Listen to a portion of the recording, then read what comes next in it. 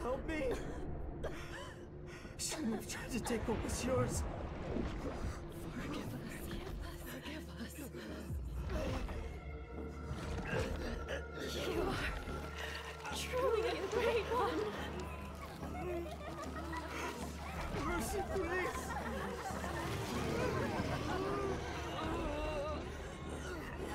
Even without their submission.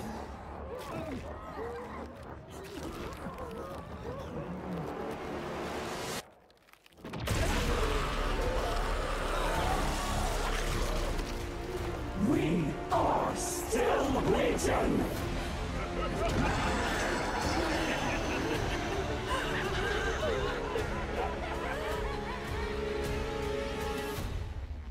Hello ladies and gentlemen, and welcome back to the channel. Today we're having a look at Once Human, so let's crack on with it.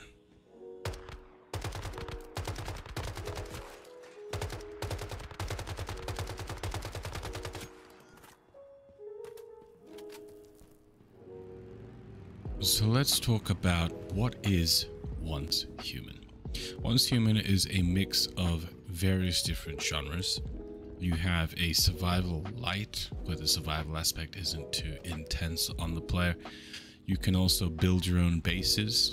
There are boss fights and instance boss fights. It's so similar to an MMO light.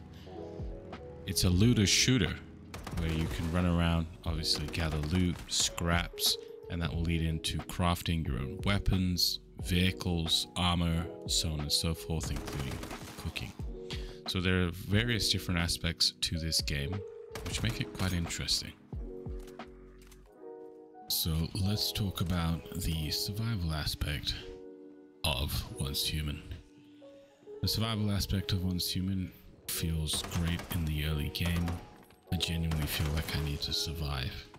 I have to hunt creatures out in the wild, gather supplies within a town or a settlement, or small little POIs along the road. And you can also loot the back of cars in the trunks, at least the ones outside of towns and cities and POIs, and they will yield you with fuel, which you need for your vehicles, and some of the bits and pieces. We actually managed to gather everything for a car from cars, which is was quite fun to just drive around and do that and explore at the same time. So the early feeling of surviving in Once Human feels great. You'll also build your camp and so on and so forth, and I feel like building is sort of part of that aspect in a way. Building your camp and all the necessary workstations to craft your weapons, your armor, as well as upgrade them, as well as your vehicles. You can also farm in the game, which is rather enjoyable. It's not something I personally looked into, but it's something my wife did quite a bit, and she would supply me with lovely different bits and pieces of food and drinks and other buff foods and drinks, and that goes into consumables, which is also part of surviving. Eating and drinking is part of the game, but it's a sort of soft core thing. You don't feel like it's been thrown on you or intense. You do have to eat and drink now and then, but food and drink also gives you a buff, but some buffs, so keeping on top of that can give you the edge in battle and combat. Though in the early parts of the game I didn't feel too, what's the word I'm looking for, intense. The battles weren't really super intense until we got to the very first boss, proper boss inside in the instance, but that's for another conversation. So the survival aspect of the game I personally really enjoyed in the early parts. I'm not sure how it feels in the end game. It probably drops off a bit as you start to build up your stash of supplies and you get your farm going and whatnot, and maybe there are other aspects that we just haven't seen yet. Me and my wife, we only just got to a certain point. We didn't really go super hard in the beta. So let's talk a little bit about the MMO Lite aspect. The MMO Lite aspect in Once Human is somewhat unique. If you compare it to something like Fallout, there are different worlds that you will randomly be thrown in unless you have a friend in one, in which you can just join their world, as long as it's not full, of course. In Once Human, you join a server, and the server will have many shards, and within that shard you can build your bases and so on and so forth. Now, one thing I found rather interesting, and I'm not sure I personally enjoy this mechanic, is that bases are persistent in the world. So when you log off, your base will remain for everyone to see, which when you build something beautiful and nice, sure, that's great, but when it's just a foundation with nothing really there, and you just see these foundations with nothing really there just littered all over the place, it's not exactly the most appealing thing to look at. Those are some of the MMO Lite aspects. Another MMO Lite aspect is that there are events that you can all meet up at and do, including some PvP events. And these PvP events it's a circle of influence. And once you enter, which is you saying, hey, I'm down to do this, then you can PvP someone. And if you're not interested, well, you just don't go to the event. It's really as simple as that. I think that's a really cool mechanic. I kind of wish that Fallout had some, even though Fallout there is a huge cheese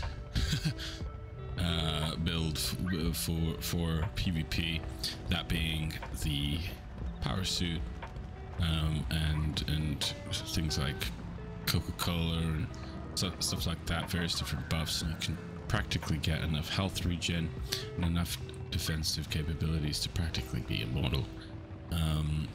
But that's Fallout PvP. Let's talk about Once Human PvP. At least in the early game, I'm not sure late game, I did do one of these PvP events. I didn't know it was a PvP event.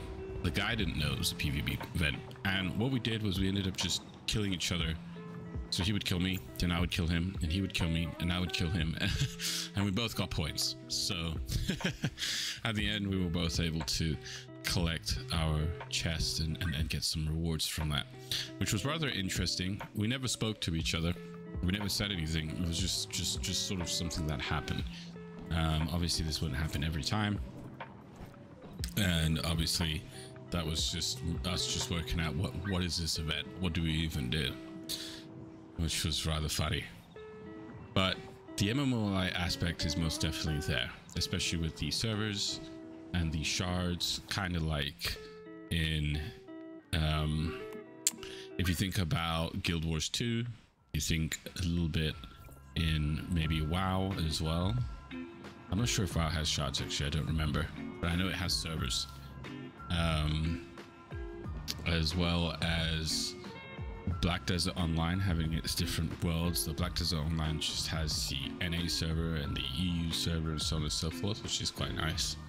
I personally, I'm not sure how I feel about the servers being set up like that in a game like Once Human. In a looter shooter sort of environment, it's a bit interesting to me, but I haven't played enough for it to really get a feel for it. The only thing that irked me was the bases. There are also dungeons, so and these bosses and stuff, so let's talk about that real quick. So let's talk about the bosses, the instances, the combat, and the weapons. I think this is an important topic to talk about, as you're going to be using your weapons a lot, depending if it's melee or guns or whatever it is. You're going to be using them quite a bit as you're running around in this rather insane, crazy looking world. So the couple of weapons I tried were the SMGs, the assault rifles, the shotguns, the pistols, including the revolver, and I believe I also used the crossbow as well, which is something you will end up starting off with, I do believe. I personally really enjoyed the combination of the revolver and the assault rifle. Actually, the revolver was my primary and my assault rifle was my secondary, but in this boss fight I'll be using the assault rifle primarily. I personally enjoyed the feel of the weapons to a degree. I just didn't enjoy the weird bloom on the bullets that you could get, and it was really kind of annoying to deal with sometimes, and I found myself having to tap fire or things like that just to get little headshots and stuff. And I started to veer towards the revolver, as the revolver was a very slow firing weapon, but it hit like a freight train, at least in the early stages. And all I had to do 1 or 2 taps with pretty much most creatures in the world to the head, and they were gone. So revolver was my main weapon I used because of that, and then I went with the assault rifle as my spray and pray gun, because it feels like a bit spray and pray sometimes if you're not tap firing, which if you're tap firing then I don't see the point of it being an assault rifle. So that might just be me and my thoughts on that. It could be completely different for other people. But another thing you can do, and you might have seen me use it against this boss just a bit earlier, outside of obviously throwables and so on and so forth, is you can see in my backpack there's a butterfly, and there are various different, they're called deviations, that you'll be able to collect in the world, and they do various different things like gather for you or whatnot at your bases. But the one I have here is a combat one, and it is the butterfly, and you might have seen me use it earlier with one of its abilities where I sort of throw it over to the enemy and it explodes for big damage. And there are various different deviations you can get. The other one I got was this sort of sludge you'll get from this boss, and it turns into like a fortifying wall. I kind of liked it a little bit. I think I'd rather have the butterfly, but just as an example of some of the ones you can get, those were the two. I thought that was pretty cool. It's kind of like having abilities. They recharge over time, and there's a sort of a set amount you can use before they're fully out of juice. Here you can see that there are a little bit of stagger mechanics in the game and things like that, which if you're a melee user, you can stagger just normal creatures in the wild, which, you know, is quite nice if you're expecting to just randomly get hit all the time.